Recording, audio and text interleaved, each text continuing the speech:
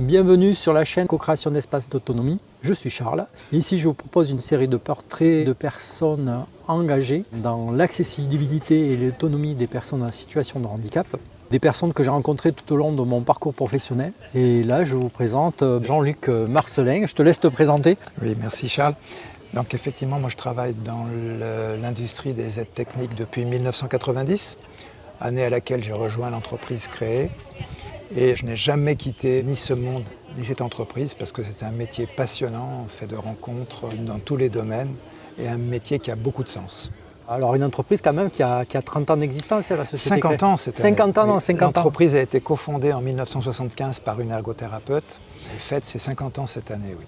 D'accord. Tu as d'autres activités en dehors de la société créée qui sont aussi liées à ce monde de l'autonomie, le syndicat. Oui, c'est-à-dire que lorsque en 2005 ont été créés conjointement et la CNSA et les maisons départementales pour les personnes handicapées, ce qu'on appelle les MDPH, je me suis dit qu'il était temps pour mes confrères, concurrents mais néanmoins confrères, et moi de nous regrouper et de faire connaître la cause de l'aide technique à nos encadrants, à nos législateurs.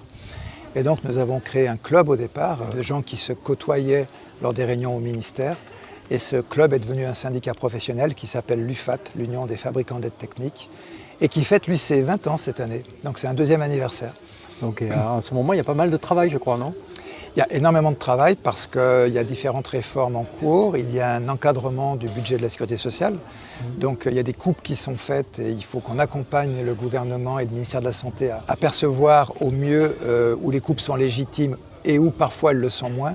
Et puis dans le domaine de l'aide technique, il y a également le remboursement de ce qu'on appelle les véhicules pour personnes en situation de handicap, les VPH, qui seront intégralement remboursés par la sécurité sociale dès le 1er décembre 2025. Et ça c'est un tsunami aussi bien pour les fabricants que les distributeurs qu'on appelle les PSAD et que les usagers bien sûr.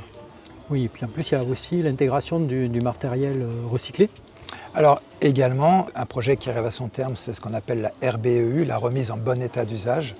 Et il y a tout un tas d'aides techniques et de dispositifs médicaux qui vont être remis en état d'usage et remis sur le marché, parfois avec un remboursement sécurité sociale, même si elle est moindre.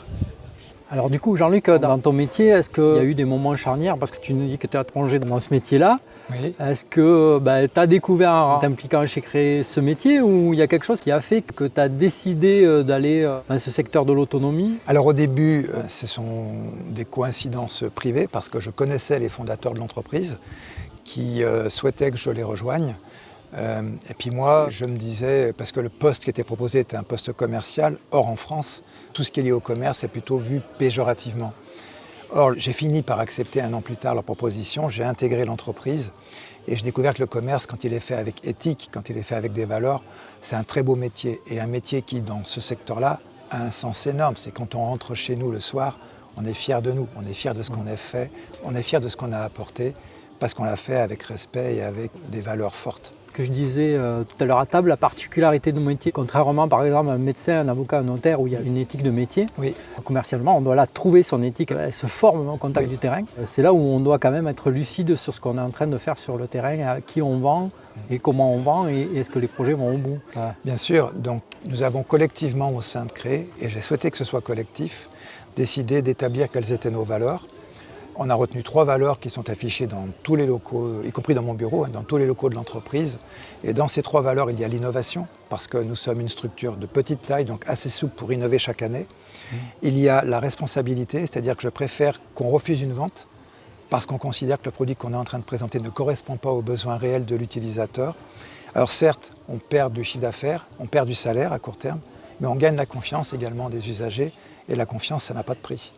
Et la 3e valeur, au-delà de la responsabilité et de l'innovation, c'est la performance. C'est-à-dire que nous ne retenons que des produits qui sont très performants et nous essayons de faire en sorte que nos collaborateurs soient assez formés pour bien savoir les présenter et permettre aux utilisateurs d'en extraire toutes les qualités. C'est intéressant parce que si je regarde tout autour de moi dans ce milieu, très simplement je peux voir que les gens qui durent depuis longtemps, qui sont là depuis longtemps, qui font bien leur travail, mais en fait c'est cette éthique-là auquel ils tiennent.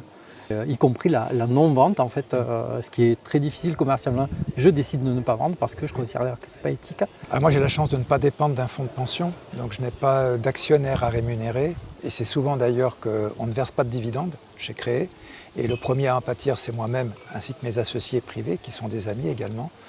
Donc on peut se permettre vraiment de faire vivre cette éthique et ces valeurs parce qu'il n'y a pas de recherche effrénée du profit.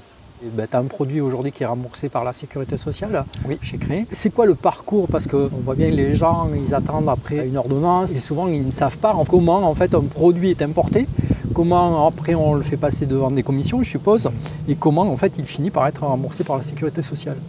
Alors il y a deux types d'aides techniques aujourd'hui, en tout cas dans mon domaine. C'est soit des aides techniques qui sont remboursées de façon générique, c'est le cas jusqu'à présent des fauteuils roulants par exemple, où il n'y a pas de nom de marque, il n'y a pas un fauteuil qui est remboursé avec un prix différent parce qu'il serait meilleur que les autres, car aucun fabricant n'a prouvé que son fauteuil était meilleur que les autres. Donc tout comme le médicament, il y a des médicaments génériques et il y en a des véhicules génériques. Les poussettes, les fauteuils sont des véhicules génériques.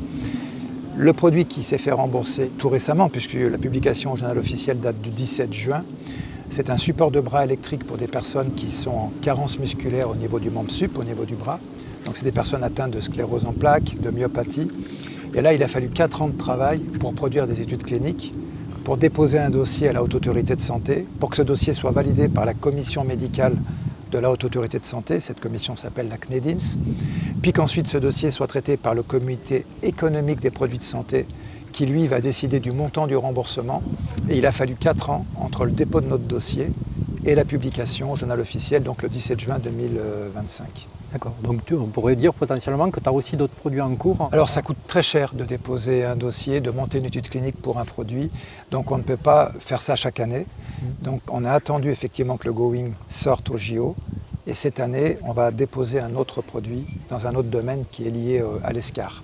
Donc absolument rien à voir avec les équipements de fauteuils roulants. Je vais revenir sur l'entreprise Créé. J'ai vu pas mal de tes collaborateurs et de tes anciens collaborateurs et il en ressort, de ce que j'en perçois à l'extérieur, qu'il y a une estime de l'entreprise.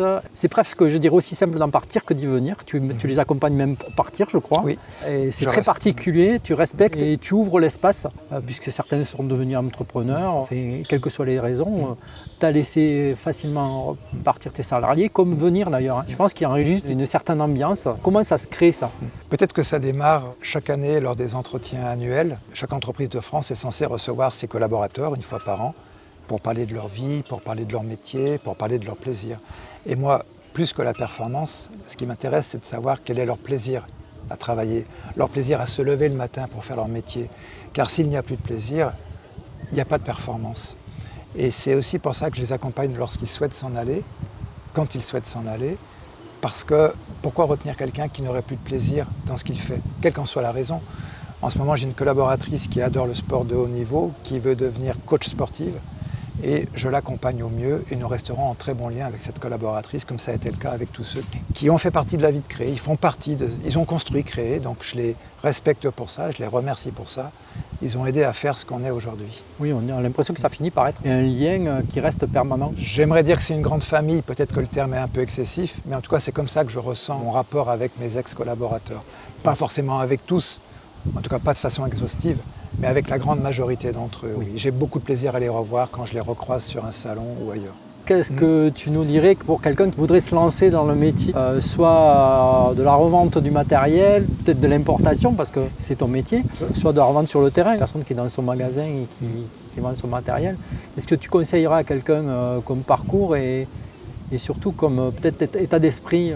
Déjà, quitte à refroidir certains potentiels entrants, je dirais qu'il ne faut pas rentrer dans ce métier pour espérer devenir très riche parce que dans le domaine de l'aide technique, on n'a que des PME, voire des TPE.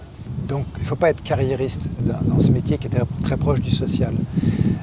Également, il ne faut pas imaginer que c'est un métier qui va être constitué de vente en ligne ou de visio. C'est un métier de contact humain et c'est ce que je conseillerais à quelqu'un qui voudrait nous rejoindre. Il faut aimer le contact humain parce que tous les jours, on démontre les produits, on les présente, on les règle, on installe des gens dedans, on paramètre, on programme et on fait en sorte que tout se passe bien pour le prescripteur et l'usager.